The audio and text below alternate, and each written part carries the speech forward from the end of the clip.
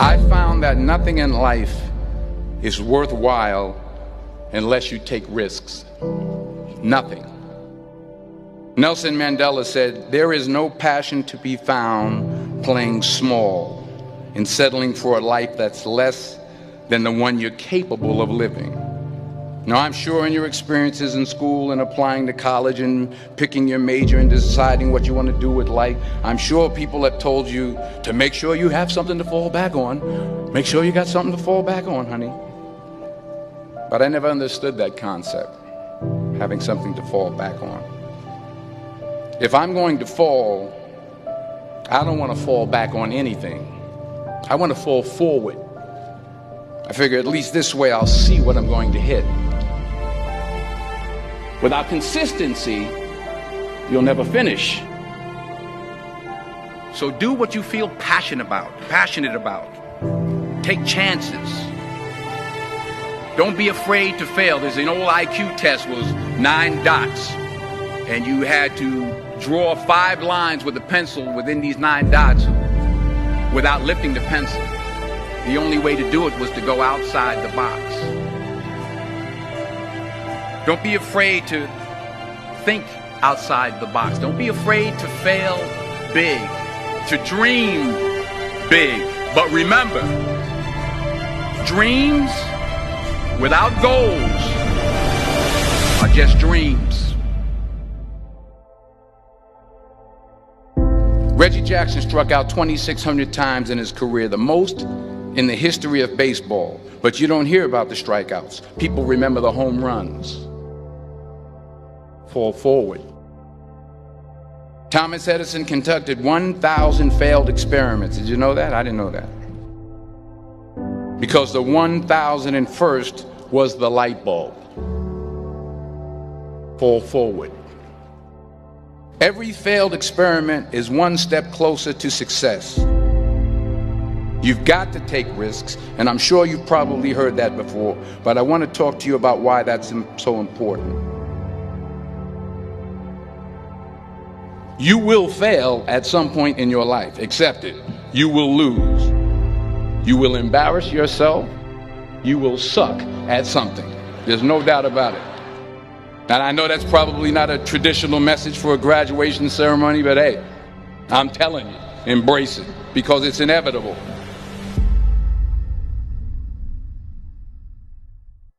In the acting business, you fail all the time. Early on in my career, I auditioned for a part in a Broadway musical. Perfect role for me, I thought, except for the fact that I can't sing. I didn't get the job. But here's the thing. I didn't quit. I didn't fall back.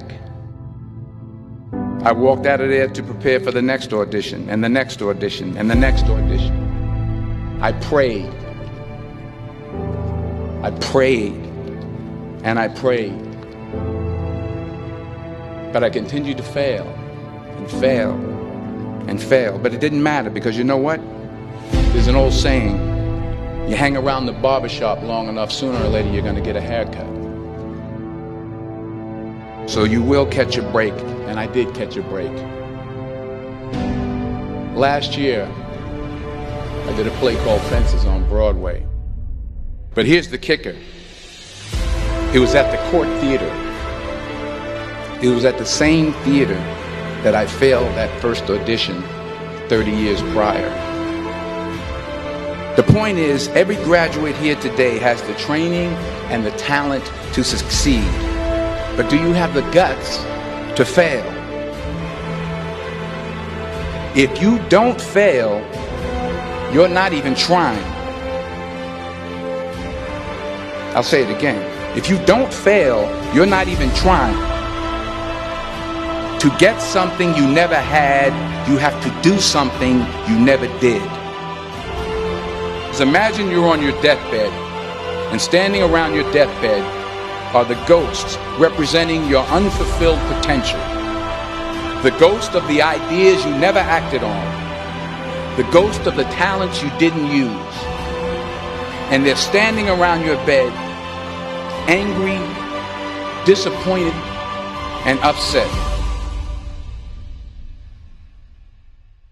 They say we came to you because you could have brought us to life, they say.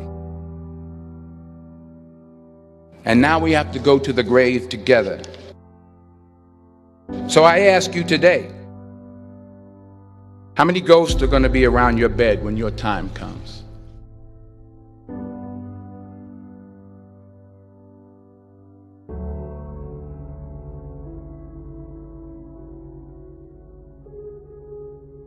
I just got back from South Africa. It's a beautiful country, but there are places there with terrible poverty that need help.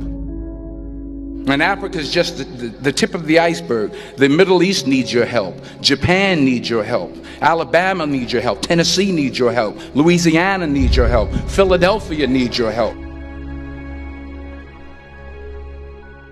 The world needs a lot, and we need it from you.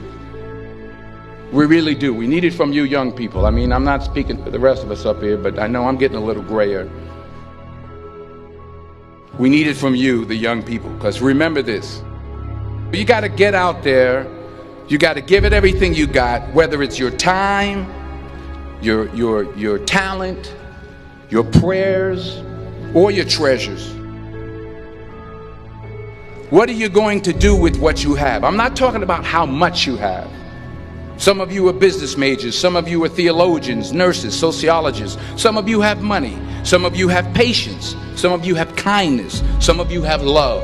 Some of you have the gift of long suffering. Whatever it is, whatever your gift is, what are you going to do with what you have?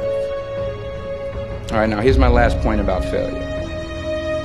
Sometimes it's the best way to figure out where you're going. Your life will never be a straight path. I began at Fordham University as a pre-med student. I took a course called cardiac morphogenesis. I couldn't read it, I couldn't say it, I sure couldn't pass it. So then I decided to go into pre-law, then journalism. And with no academic focus, my grades took off in their own direction. I was a 1.8 GPA. And the university very politely suggested that it might be better to take some time off. I was 20 years old. I was at my lowest point. And then one day, and I remember the exact day, March 27th, 1975, I was helping my mother in her beauty shop. My mother owned a beauty shop up in Mount Vernon. And there was this older woman who was considered one of the elders in the town. And I didn't know her personally, but I was looking in the mirror, and every time I looked at the mirror, I could see her behind me, and she was staring at me. She just kept looking at me. Every time I looked at her, she kept giving me these strange looks. So she finally took the dryer off her head and she said something I'll never forget. She said, "Young boy, I have a prophecy, a spiritual prophecy." She said, "You are going to travel the world and speak to millions of people." And in the years that followed, just as that woman prophesied, I have traveled the world and I have spoken to millions of people through my movies. Millions who up till this day couldn't see me, who up till this day I couldn't see while I was talking to them, and they couldn't see me, they could only see the movie. They couldn't see the real me. But I see you today.